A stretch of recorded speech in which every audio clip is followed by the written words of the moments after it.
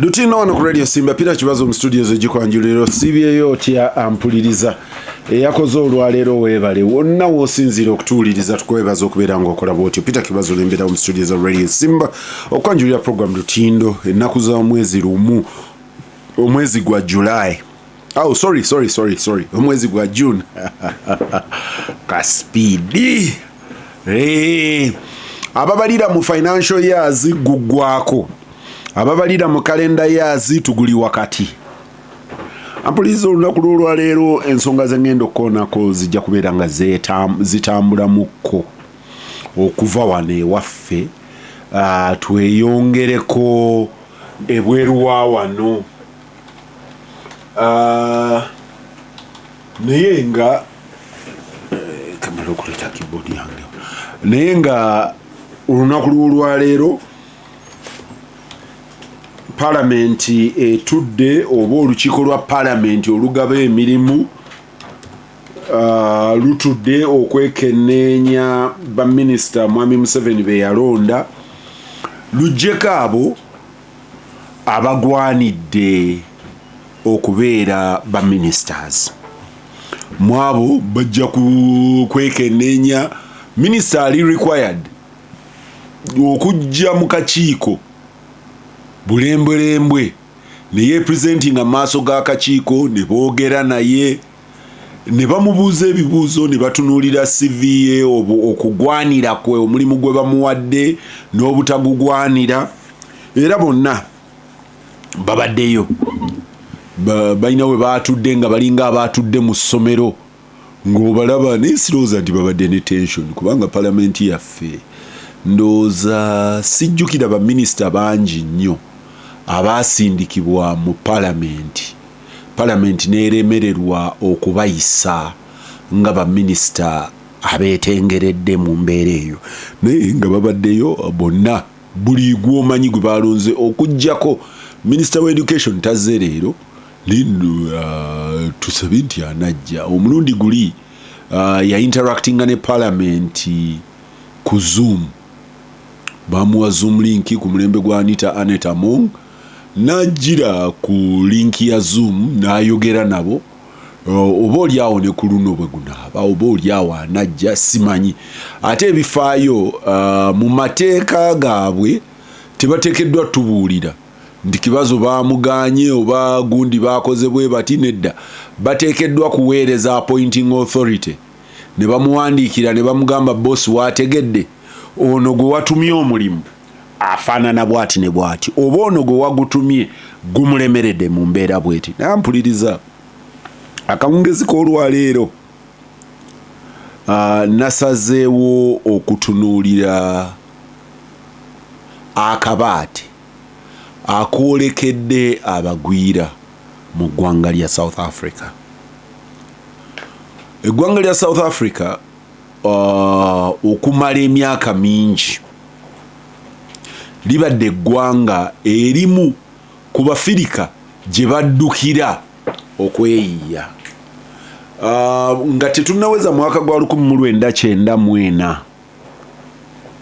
I think South Africa lwe yava mu bakabbulu nga tetunnatuuka mu 1994 abaddugavu wano balinnyanga abalina passport za kuno mujjukira wano tuli batono nkyena mwena abalina passport naye nga omwaka gwo twatukira mwaka gwa 1994 nga bobeera ne passport ye Uganda ekugamba ensi yonna okujjako muyaffe bannayuganda yali very specific ng'egamba okujjako South Africa except South Africa nga kitegeeza nti awalala wonna okkirizibwa okugendayo naye era mu mbeera eyo ekyakolebwanga ng'abantu tebagenda mu kulinnya wano nnyonyi n'aga nti yalinye British Airways yagenze South Africa kubanga nono ne bwe wagirinnyanga wayinanga okuva wano n'osooka weekoona e London n'ova e London n'olyoka okkirira naye abantu bakkiriranga ne bagenda mu ggwanga lya Lesotho ne bagenda e Namibia ne bagenda e Zambia abamu e Zimbabwe kati ne Lesotho yali muzibu kuba Lesotho ate wayinanga okuyita South Africa ne kati abo ne Eswatini ng'olina kuyita South Africa kati abo baali bazibu ne Namibia, Zambia, Zimbabwe ng'abantu bwe bagenda awo nga bayita ku ttaka nga bayingira South Africa. Era bannayuganda bangi excuse me, naddala abasomesa n'abasawo bakkirira and they made a fortune in South Africa. Basomesaayo sente ne bazikolera ddala. Abajjukira abavuga emmotoka za Germany, Mercedes, BMW, VW naddala ke bayitanga City Golf bwava nnyo South Africa ng'abaana bajja babuvuga ku luguudo.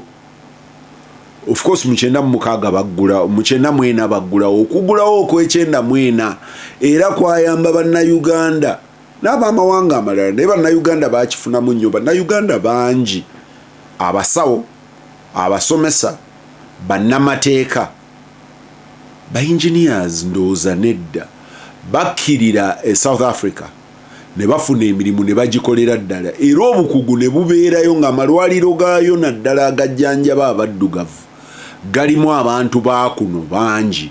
Abantu abo bayamba nnyo aba South Africa okwe-establishinga. Oluvannyuma mu myaka gy'e2000 egyeyongedde maaso bannayuganda abakujjukujju ate bo bakkirire South Africa.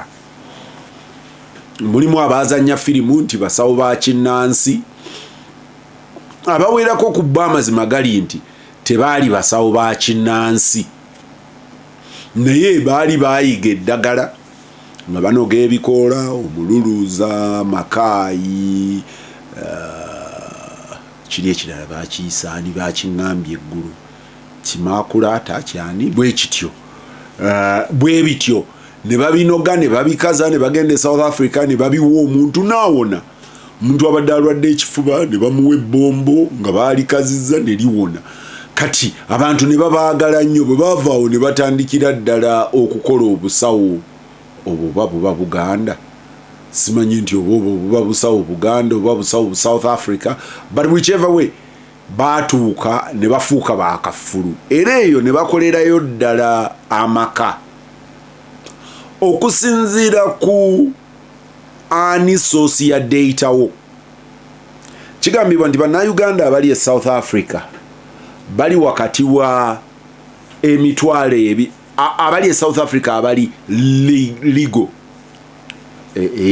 legal immigrants abatayita mu kamoli abatayita ku ttaka ne bayita wane Tanzania ne bayingirira Zambia ne batema kaji abayingira ne bekweka abayingira ne bakweka passport abo nga sibo baze ngobaze abali legal nti yagenda n'afuna omulimu e South Africa passport ye mumanya ina work permit ina omulimu oba yawasaayo abo bakunuukiriza emitwalo ebiri bali anywhere between omutwalo gumu mu kanaana n'emitwalo ebiri n'ekitundu. Abo be bannayuganda bali e South Africa officially ng'abo baliyo mu mbeera eyo. Betuvuganya nabo mu bungi Banigeria n'Abagana. Abagana n'Abanigeria newankubadde nti twabasookayo ate bo bwe bajja bajjira ddala mu bungi abavuzi ba taxi e South Africa Bagana Banigeria era bw'obasanga munyumya bulungi nnyo naga nti anze nave Ghana abawerako bajjira ku mpapula z'abaaba yajjira ku mpapula za muganda we ne bajja naga nti wano tujja kubeerawo naffe tunoonya kuyiiya ngera Abafirika abalala bwe bagenda mu America nga bwe bagenda e Bungereza mu Bulaaya nga bwe bagendanga e Japan. Bannayuganda bagenda nnyo e Japan wawo omulembe wano nga abantu bagenda Japan era downtown eyo yali impacted nnyo n'abantu abagenda e Japan abaatuleetera zi radio enkadde abaatuleetera spare w'emmotoka basuubula buli kye baali basobola okusuubula e Japan ne bakireeta abamu ne basigalirayo ddala. By the way eriyo bannayuganda abaafuuka aba Japan.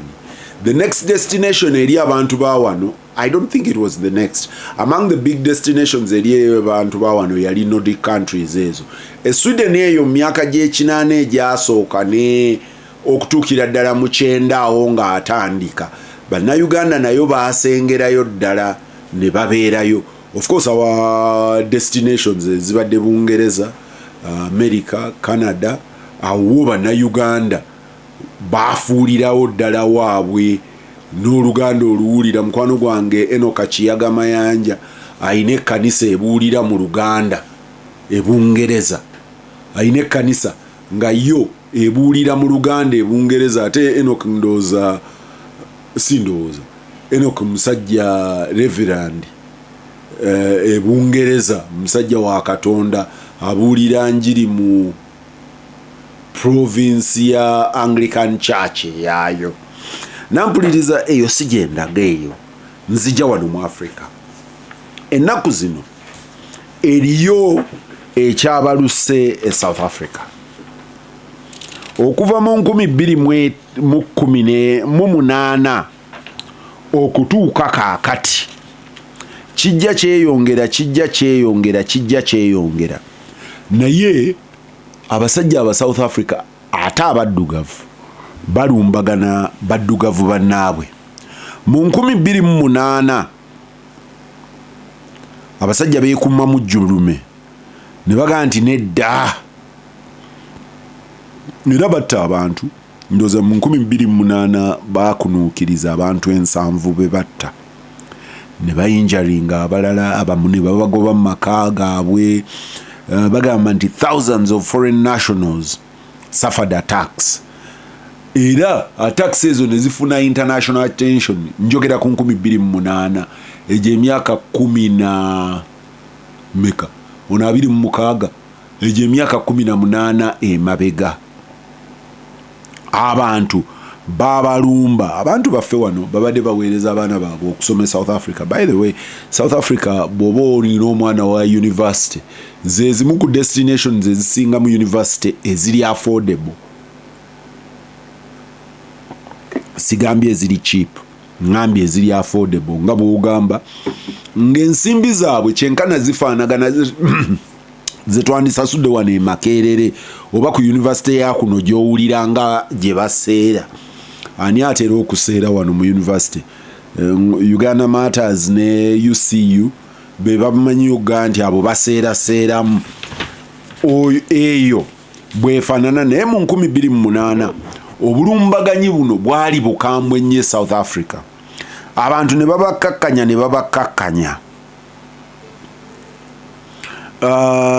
ne tukkirira ne tuddamu mu 2015 emyaka 7 later mu bitundu by'e Durban, oluvannyuma ne bigenda e Johannesburg.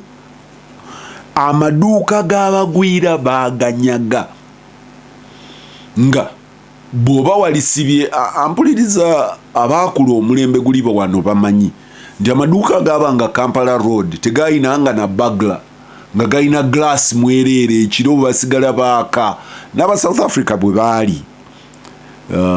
Naye e Durban mu 2015 bagalumba endabirwamu ne bazaasa amakufulu ne bagamenya, bino bi roller shutters ne babiggula. Buli kye baali basobola okubba baakibba, buli kimu kye baali basobola okubba baakibba. Actually kyali kibi nnyo that nga ku street ogenda okutunuulira omuntu asitudde ne byatasobola kusitula. Buli eyafika nga oli n'atatwala kino ng'aga nti anze waakiri kino ekirala nkitwala. Mu bunyazi obwo era mu 2015 abantu newankubadde abaafa tebaawera ba 28 naye era baafa. Twali mu bantu 5 n'omusobyo abaafa e South Africa mu 2015. Awo ne kikkakkanamu. Naye waliwe twatandikidde mu 8 28 myaka 7 kyali kizeemu mu 2015. Kati 2015 kyaddamu mu 2019. Mu 2019 babaddamu bupya nvuunula bibya era baalumba businesses ze bayita foreign owned businesses, especially mu kibuga Johannesburg. Kuruno tebakoma neeri wansi mu Johannesburg gye bayita wansi, bagenda ne batuuka ne mu bifo ebyali ebyenjawulo mu nga abagenda enye Johannesburg ndoza batera ogende Sandton atera okubeera ow'enkizo babalumba yonna. Eye Sandton ebaddeyo population y'Abannayuganda abayindi. Bw'otuukayo n'osanga omuyindi ayina edduuka ate abe babeera n'amanene.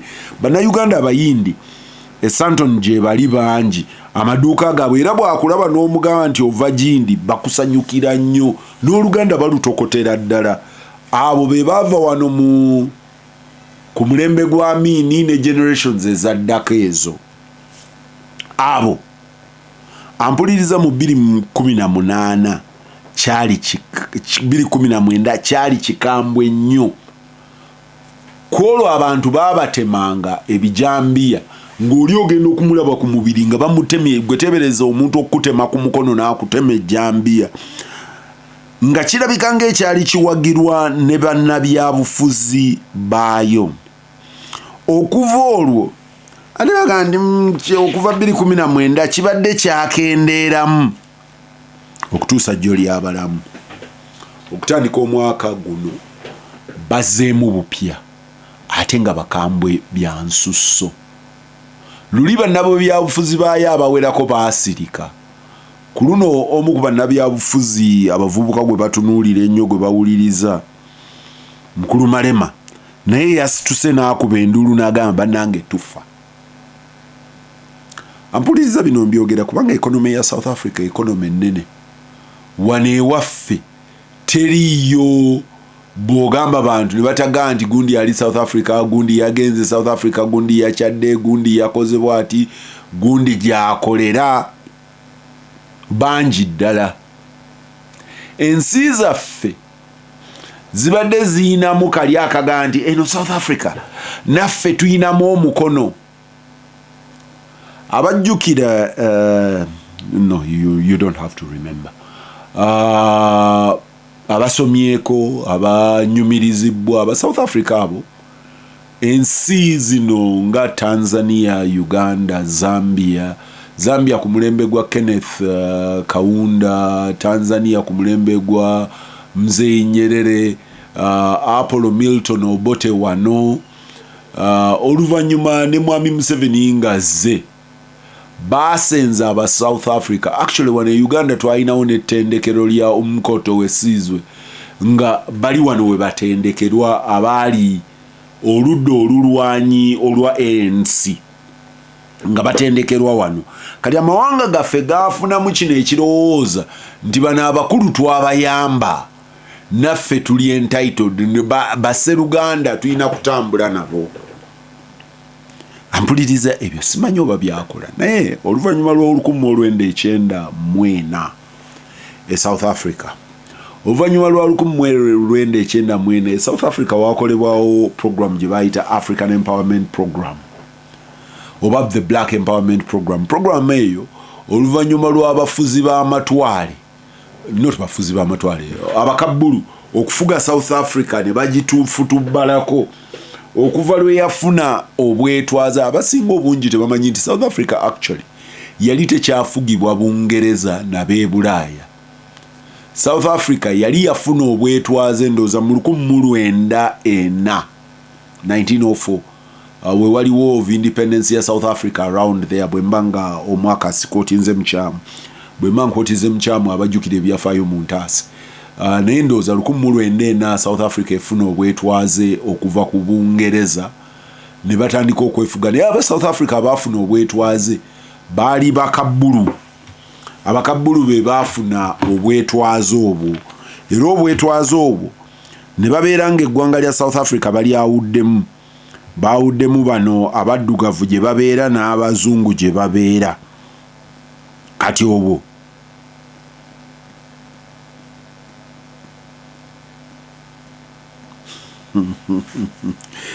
kati eyo nga gye bakola ki nga abazungu abo okuva Kyeyune Nyonjo nzijukiza 1904 not 19 yes I think it is 1904 aba South Africa lwe bafuna obwetwaze bwe mandi mukyamu ntereza naye Kyeyune nkwesigawo okwanguya Kyeyune ngambye sebo passport yaliko ne Israeli Jemuyite ya Katonda free to travel to any part of the world except South Africa and Israel. Kyeyune ngenda kuddayo nkebere yange South Africa nga mujjukira nnyo ne Israel nga si mujjukira. Israel oba mwakoma kwa Amini yali yateeka mu Israel naye ekyo nja kebera bananga balina passport bayikyenda mwena naawe kebera. Ono Jimmy Gakibalama angambye nti ye yasoma ku Shimoni PTC yali wana wali Kingdom Kampala kakati nti era aba South Africa yasoma nabo banji ddala. Yali ambassador wa South Africa yakava wano omwami yantegeeza nti wano wo yali amanyiwo yali ndoza mu myaka gye giri egya Mukoto wesizwe yali yafunawo n'omukyala era nga ambassador omu ku banne be yali akola nabo baali bawasa wano na administrator waabwe I think ow'embasa akyaliwo yafumbirwa wano yafumbirwa mu family ndoze ya Paulo Muwanga.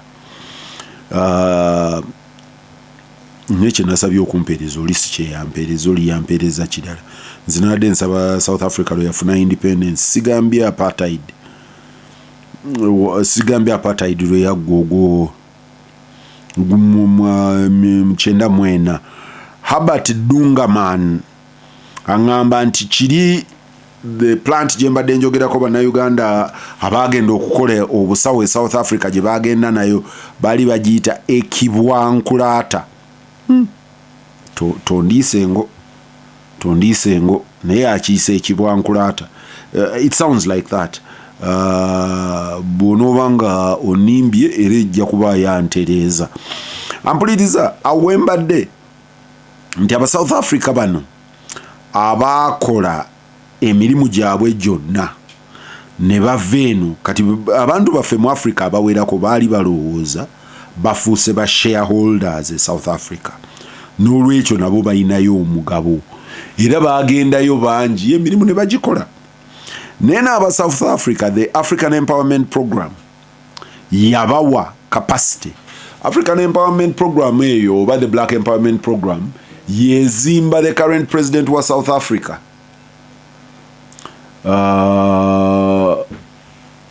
yani president wa South Africa banange guli omwaka gwembadde nnoonya ngufunye aba South Africa James ampereza message anterezeza 1904 ndoza bali batandika kulwana 31st May 1910 South Africa lwe yafuna obwetwaze ye James Musayigwa newe beera otyo omusayigwa omuntu omulala ye James webale James agamba nti South Africa yafuna obwetwaze 3 May 1910 olwo obwetwaze buweebwa abasajja bali be tuyita abakabbulu ababu abaali basenge South Africa nga gye bali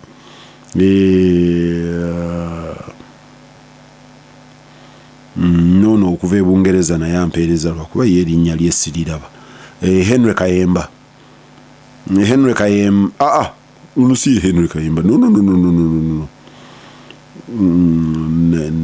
nene naye ampeereza erinnya lye siriraba naye naye ampeereza nga 1910 awo tukkiriziganya aba South Africa bwe bafuna obwetwaze. Kati wendaga ndi ku lwaleero oluvannyuma lwa African Empowerment Program amakampani gano wammanga bansoke nkubekalango njagala basomera amakampani ga South Africa agaafuuka ag'amaanyi nnyo mu Africa n'ensi gye gali nga mazito ddala. Discussion yaffe egenda awo kiki kitegeeza aba South Africa okugoba Abafirika abalala. kankube kano Radio Simba nawe ampuliriza wonna wosinzira okumpuliriza nkwebaza Paulo Dungu nawe webale nawe Paulo Dungu message njirabye nagaye nti gwe bompereza ebifo bayampereza ebituufu Paulo webale Mukasa Adrian message yonjirabye njakudda companies oluvanyuma lwa African Empowerment Program abantu abasinga company gye basooka okumanya ennyo kuno eyaba South Africa is eggwanga lya South Africa lyatandika Telkom Group gye bayita MTN Group. MTN Group eri mu telecommunications yemu ku exports za South Africa mu Africa ezinga obunene era ekolera mu mawanga gano Uganda, Nigeria, Ghana, Rwanda, Zambia, Cameroon, Cote d'Ivoire, Benin, Liberia, of course eri South Africa, South Sudan, Guinea-Bissau, Congo, Brazzaville n'awalala. Addako ye Standard Bank Group bananyini Stanbic eyo naye eri Kenya, Uganda, Tanzania, Zambia, Zimbabwe, Botswana, Namibia, Mozambique, Angola, Ghana, Cote d'Ivoire, South Sudan, Malawi, Lesotho, Eswatini, DRC, Egypt, Mauritius, Ethiopia n'awalala. Oyo n'agenda juzi ndoza multi choice yabadde wano ye TV ya feffenna ebadde universal etunuulirwa mu Africa nti ye y'Abafirika ndoza ng'ogyeko Afro-Arab amawanga g'Abawarabu agayina agafuna bein sport oluvannyuma ne Canal Sport mu mawanga g'Abafaransa wali waggulu agasinga wano mu media and entertainment multi choice group nanyini DSTV n'oluvannyuma GoTV yabadde ow'amaanyi naye ono ndowooza bwe mbanga siri mukyamu ebbanga sidde n'emabega baatundako ekikwaju ne bakiguza Canal Plus. Addako wano yasengukawo n'asigala South Africa, Namibia, Zambia, Botswana, Angola, Lesotho, Eswatini, Malawi, Mozambique n'amawanga agali awo mu South agawererako ddala bamuyita Shoprite Holdings. Shoprite Holdings wano erugogo mu abajjukira abaddewo ne wali ku paaka enkadde awo ndooza we yasooka ne abadde alina outlets wano. Shoprite ya withdrawinga n'ava mu katale. Amawanga amalala ga Africa mu retail gayina ne Pick and Pay wane waffe taliiwo era ali mu mawanga nga 14 mu Africa. Eriyo FNB Bank. FNB Bank manyi nti abasinga tebagimanyi na linnya bagiyita First Rand Group ne FNB naye munene mu Africa. FNB wane waffe wali ndoza wane waffe taliiwo ninga munene mu Africa, Botswana, Namibia, Zambia, Eswatini, Lesotho, Ghana, Tanzania. Ghana oyo mukoonako bwe nadda okunnyonnyola lwaki Ghana mulemerako ojja kitegeera. Eriyo insurance abamanyi insurance ya Sanlam nayo yaba South Africa ali mu insurance, ali mu financial investment era naye ali mu mawanga 24 mu Africa, 24 countries mu Africa. Vodacom oyo wasimu afaanana nga MTN ono yete yakwata muliro kwenkanankana MTN mawanga agawerako naye nga mwali aina presence. Vodacom ewaabwe South Africa gyali, Tanzania wano yali w'amaanyi, DRC, Lesotho, Mozambique, ate akola ne financial services. Eriyo atajja wano bamuyita Naspa Process oyo ali mu technology ne investment. Eriyo Saso ono ali mu chemicals ne energy. Ezo companies ezo zibadde zidominatinze Africa n'endala zenjo okuddira. Ampuliriza lwaki nzikoonako nti aba South Africa abali ewaabwe emmanga abagamba Abafirika abalala nti muwete balina footprint across Africa ey'amaanyi ddala. mu lutalo kati oluli e South Africa abagwira abasinze okufuna ebizibu babadde bagana n'aba Nigeria. Njagala kubuulira kampani eziri e Ghana ne Nigeria ez'amaanyi. Telecom company esinga obunene e Ghana bagiyita MTN Group. Era MTN y'omu ku banene abasinga e Nigeria. Africa's largest mobile network operator by subscribers and one of the most dominant telecom providers in West Africa. MTN. MultiChoice naye achali munene, Fast Standard Group, FNB, bano bonna Sanlam, Naspers, Vodacom, West Africa b'amaanyi nnyo. Ampuliriza ekibuuzo kye tubuuza nti South Africa esobola okwaffordinga okutuula eka ne bagoba abagwira ng'amakampani gaayo ku stock exchange galiko kubanga galina footprint across Africa. Ekyo kikyasoboka. Ampuliriza tuli mu nsi eyazzeemu okubeera ne be bayita ba ultranationalists. Ba ultranationalists ennaku zino bakulembeddwamu mwami Trump. Bano ekirowoozo kyabwe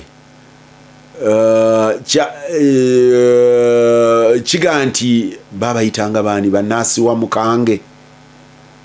Ebigambo ebyo nja bikozesa obukyamu wano bagende bansekerere. Kuba waliyo bannansi wa mukange, waliyo bannakalyakaani. Bannakalyakaani ndooza be baali aba socialist. Bannansi wa mukange ndooza baali ba capitalist. So kino kiyinza obutafiitinga wano naye ba ultranationalist bano abaga nti fe abasajja ababuwa baali bakitunuulira nnyo ensi yaffe. Kati abaddugavu aba South Africa eriyalowooza nti baali traumatized okutuuka mu 1994 naye nze ndowooza okuva mu 1994 okutuuka leero era trauma tewonanga kubanga omwana gwe bazaala mu 1994 leero ayina emeka okubeera nga gwoga nti zino attacks eziri e South Africa kubagwira. Ekigambo ky'oluzungu kye bakozesa baziyita xenophobic attacks nti ziriyo kubanga abasajja bano baafuna ekiwuggwa ekitabaggwangamu, baafugibwa bubi era emmeme n'ebafa. Maybe not. Naye ekinsomeza amakampuni gano ekibuuzo kyange kiri nti mu nsi nga mmwe mwina amakampani wonna musobola okweggalirayo. Ampuliriza ngenda mu ggwanga lya America nkuweeyo ebyokulabirako. President Trump bwe yajja omulundi guno ebimu ku bye yasooka okukola era nti China njongeza omusolo ku steel, ku ndozo baya zaali chips ne ku technology, naga nti mbongeza omusolo, nayongeza ne ku textile, nayongeza ne ku birala, naga nti ngongedde ngaga nti bali okutunda eno ewaffe tugenda kubajjako omusolo ogutayogerekeka. Bwe yagenda ayongeza omusolo n'Abachina ne baga bw'ogambye nti naawe okuleeta kuno soyaawo ne nnyama y'embizzi ti America ebimu ku byetunda China ennyo soya na nnyama ya mbizzi byebimu ku byetunda abalimi baayo bye batunda manye etundayo n'ebirala. Aba iPhone nabo lwakuba ndowooza ate iPhone ezo baba zikoledde ludde eri. Kati bagenda okwesanga nga buli omu yeetaaga munne. Nga America okusobola okukola kompyuta eya Dell gwe gy'okozesa yeetaaga parts okuva e China. Ate nga ne China okukola eyiye eya Lenovo naye yeetaaga parts okuva mu America ez'enjawulo nga balina okutuula ku mmeeza boogere. Nga buli obwoga nti obwokwemanyisa gyaffe waffe tekigenda kukola bwe kiti nga tekikola.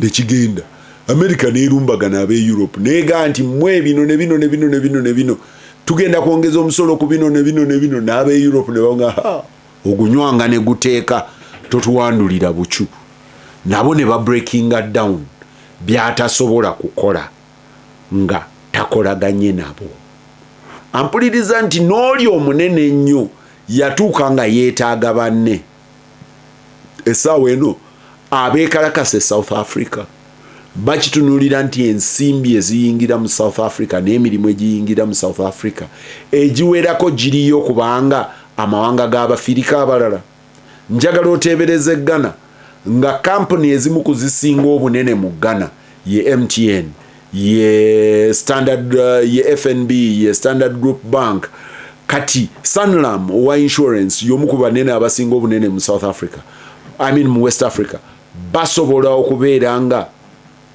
eri mu bagoba eno bwe bazuukuka ne babuuza ebibuuzo ampuliriza sikuma muliro mu bantu era sibagamba nti nabo bagende bakoleeze naye njagala kuteebereza ng'Abagana bazuukuse ne bagamba nti togeza n'ogula simu kaadi ya MTN togeza n'okozesa essimu ya MTN accounts mu Stanbic oba Stanbic tugisibire ekikookolo Standard Group tugisibire ekikookolo ne FNB ne Sanlam awo Africa emalako kikyasoboka.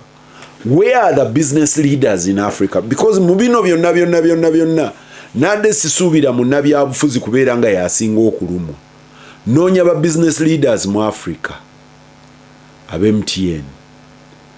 ab'MTN Group nandibadde mbasuubira nti be bandibadde bakulembeddemu olutale South Africa olulwanyisa obusosoze buno n'okukubagana n'okutemagana nandibadde nsuubira nti be bandirunninze ebirango across South Africa okugaa nti kino tekisoboka era be banditaddewo ne shelters aba Sanlam aba FNB aba Stanbic nina gwe saayogedde Absa erinnya ly'endoozi ettuufu yali Amalgamated Banks of South Africa oyo eyagula agaali amatabi ga Barclays agasinga obungi mu mawanga ga Africa Absa naye mu South Africa abo bensuubira okulidinga campaign egamba nti owange nti temusobola kusosola Abafirika bannammwe otherwise amawanga ga Africa agawerako gagenda kuzuukuka enkya abaana bayimirire n'ebipande ku Absa Accra bagende Tamale mu Ghana bayimirire n'ebipande ku Sanlam bagambe nti wano temuyingira okujjako nga bannaffe abali eri bakoze bwe bati kati tusuubira shelters nga Absa yezikola tusuubira Standard Group okubeera nga yedaabiriza abantu mu mbeera egamba nti obwasseruganda across Africa butukwatako kubanga bwe bwe tebukukwatako bwe bukukolera business ampuliriza nkomawo naawe ono ku Radio Simba Peter Kibazo mu studios gikwanjulira abampeereza messages mwenna nziraba Kanso Ladislas Lwakafuzi angambye nti wakati wa 1987 bwe yali mu Northcote mwalimu abayizi 17 mu Northcote yokka nga ba South Africa nga bali ku government sponsorship bino bisumbuwa abantu omutima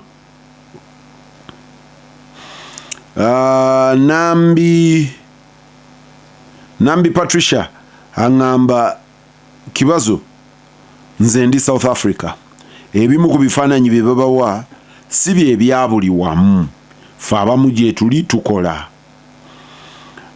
aganti naye nti abayina empapula ez'ekiwunjukira be batwala nga kaguddeyo maybe you're right factor nayo tubadde tetunagitunuulira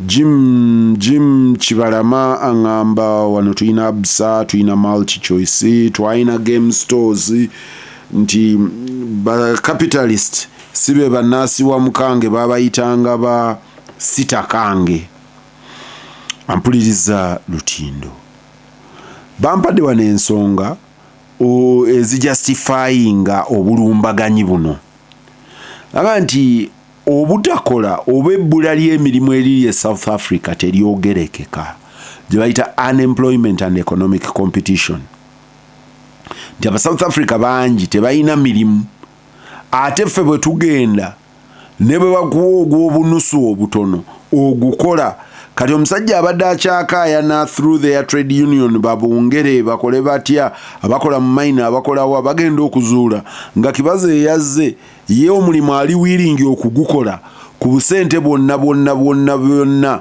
obuliwo ne bagamba nti ba immigrants fa abazzi tukompitinga nabo ku mirimu ku mayumba ne mu busuubuzi nsonyi wako kati n'olwekyo mu mbeera eno abali batutunuulira nga balaba nti tuli part of their bizibu ekirala ekireese obuzibu buno n'obulumbaganyi bwavu obuwanvu n'okubeera nga ensi abagagga nnyo n'abayinike despite being Africa's largest economy, South Africa faces significant income inequality and poverty. Abagagga abaavu kakati bwe baba tunuliramu abagwira aga nti naye bano bebongeddeko ku bizibu naffe ebitwavuwazza oba oliawo singa teyali wano embeera yandibadde endala ampuliriza bino biyinza okuba nga biri South Africa nga naye ne wano weebiri sanga omusajja nga atunulidde omusajja ayina edduuka wali ewaabwe ekyebando nga muyindi nga naye omuyindi abeera atya nga atunda amandaazi gwe ng'ogatunda e South Africa omuyindi ajja atya n'akola mu restaurant nga bw'ogenda e Japan ogikolamu obeera wammwe. Then eriyo ne crime perceptions. Enfunda eziwerako abantu balowooza nti abagwira bano be batambuza enjaga era be batambuliramu ebiragalalagala n'ebintu ebirala ebiyinza okuleeta obuzibu ekyo nakyo kizibu ddala. Kati eriyo ne bannabyabufuzi bwe batuuka nga babanyigiriza bababuuza emirimu gye bakoledde abantu baabwe bababuuza security bababuuza ki nga bakyusa emmundu nga batutunuzaamu abagwira yonna gy'obeera ate ekyobugwira kiyinza obutabeera South Africa yokka kiyinza okubeera wano kiyinza okubeera e Kenya wawo ebbanga bannayuganda lwe badominatinga service industry e Kenya abasomesa abaali e Kenya baali bannayuganda abantu abakola mu banks z'e Kenya nga bannayuganda bangi nnyo n'abasawo baayo I think abasawo bakyali e Kenya bangi Kenya ne South Africa abasawo bannayuganda bakyali bangi ddala. Kati ku mulembe gwa Moi I think nga atandise okufuna ebizibu ne bannansi batandise okubeera politically nga baagitatinga ebimu ku Moi bye yabawa amangu yabagamba bagwira bateme naddala bano bannayuganda badde ewaabwe kati baafuna n'emirembe era ne babagoba mu mbeera eyo nga yakwekwasa bannabyabufuzi kibangwira okwekwasa abagwira aga nti abano abagwira batututteko emirimu. E Tanzania okutuuka jjo ly'abalamu ng'abagwira bwe mukolayo emirimu wawo wano empapula z'amawulire ndowooza Nation Media Group yagenda neggulawo empapula z'amawulire ne media outlets e Tanzania bwe yatuukayo n'etwala abaava kuno abaava e Kenya ne batandika emirimu ne batandika okukola ka Tanzania mwajja kuno okututwalako emirimu empapula zisigalewo nemmwe mutwamuke mugende. Ekyabwe tekyali violent tekyatuuka kiri South Africa omulundi guno. Eriyo ne service delivery ensi bweremererwa nga teina services w'abantu mu bugwanidde kakati ate n'otuuka mu bagwira n'otuuka e Cape Town nga obayitako ampuliriza ekibuga nga Cape Town kikyayina ng'abagagga nnyo fugga ennyumba ze basulamu gali kwoleka zitunudde eri mbwengula nga oli agitunulira naga nti eno ebeeramu muddugavu ng'omuddugavu agibeeramu ate mugwira balina naga nti bano bajja kuno kutunyaga beegasse n'abaakuno batukoledde ddala bubi. Eri ensonga ez'ebyobufuzi eza enkadde ezo historical factors abantu abawulira nti bo babasosodde kati bwe betunulako balowooza nti bo be basosola. President Trump yakibuukira ebbanga sidde n'emabega n'agamba nti abantu be bali not abantu be abazungu e South Africa nti bali baba kijjanya n'ekino tekijjanya abazungu kikijjanya quote unquote bagwira ampuliriza rutino mu mbeera bweti amakampani amanene business leaders mu Africa bali luddawa. Radio Simba agenda kwogera naawe eddakiika emu. Bwe ngambye okwogera naawe eddakiika emu ate esimu tekucyankalanyeeko bucyankalanyi. Radio Simba, hello. Hello. Wangi sebo? Kale sebo amanyago? Amanya nze Kakoza Vincent okuba nebinajja ku majaani. Naye nze mba ndaba ekyo kiringa kiri atabaala kigenda saasaana mwanga g'Afirika gonna okutamukwatagana ate no baana abalala bagala kuyigira kwabo batandika ogoba abantu bannaabwe Abafirika. Naye nga tewali kyakukola munaye bakole baagala. Onaga nti kijja kutambula across Africa. Nsaba kireme kutambula. Nze ebirowoozo byange biga nti the big businesses in Africa zandibadde zizuukuka. Buli munene mu Africa mu banking, mu insurance, mu telecommunications, mu retail aina interest okulabanga kino tekisajjuka.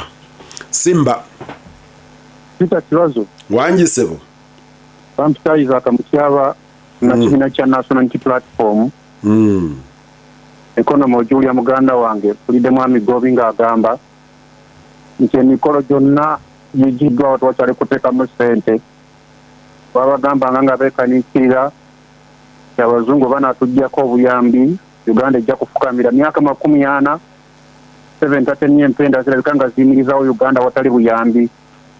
Abaana ba intani abasawo ba medical babaggyeko ssente. Wali ogenzeko emulago bwana Peter Kibazo n'olaba ba intani abo mulimu gwe bakola. Mutyaba tutambule tutuuke ku nsonga ya leero. Ku nsonga ya leero nze nno ngamba nti ne Uganda kijja Mwami Ramaphosa okuva Mandela bwe yavaawo ne banna abazze babaawo Ramaphosa alemeddwa okuliyetingirawo South Africa emirimu na wano kijja tovolaba abantu baffe badde Saudi Arabia n'amawanga g'omuwarabu bwe galiggalawo bwakadaama bonna ne bakomawo wano ojja kulaba nga naffe abayini tubafubutudde nga tuzzeyo nga tugamba nti emirimu gyaffe bagituddize era ekikyakwatiridde bwakadaama naye singa girigwawo egyo bwakadaama ne bakomawo wano Uganda tujja gifundamu ne bali Saidi Amini dada yali afubutudde abayindi n'atuuza mu business ate katuuno munnaffe Mutyaba wangi bwe weebaza Idi Amini yagoba abayindi oyawuka otya n'omu South Africa aga nti nammwe mutwamuke naffe wano twekolere. Ate mu South Africa ensobi gyakola agoba mu Afrika munne fana obwa Africa buba bufudde. Amini yagoba ba Asia kiba Afrika tene nnyo mu South Africa ugoba muddugavu munne naye Amini yagoba mu kyeruppe ate ono munnaffe alina mukuba wa baminisita. Webale nnyo ssebo ampuliriza Lutindo kyeyunesa ennyonjo aga nti buno obusosoze n'okulumbagana bubi kye bayita xenophobia mbi naye eva ku kekwa lya resources oba obwavu nti jjukira yadde abaddugavu beenunula naye abazungu baasigala n'obugagga ng'ettaka. Endowooza egamba nti abaddugavu abava ebweru be balemesa bali yava dda mu 1990 obubaka bwa ANC omubaka wa ANC yatugamba nti bannayuganda ne bannaggana be baali balemesa olutalo olw'okwenunula kubanga tebawagiranga labor action and the economy of the racist regime being removed. Ojjukira mpuliriza kyeyune kyagamba nti nagaa nti bannayuganda bakkirira nga be basawo nga be basomesa bakola amateeka bakola obwannaasi bakola mu garages nga apartheid tenavaawo kati bali abaaliyo abaddugavu abeeri nga bagaa nti bano nno baatulyamu olukwe kati kyeyunaga nti awo wali ebizibu byaffe ne South Africa naye Mutyaba muwulidde aga nti emirimu bwe giggwawo akasigaddewo akatono tuulume ejjiiko nti ffe wano ekikyatuyambye mawanga ga kyondo kya Buwarabu. Simba wangi sebo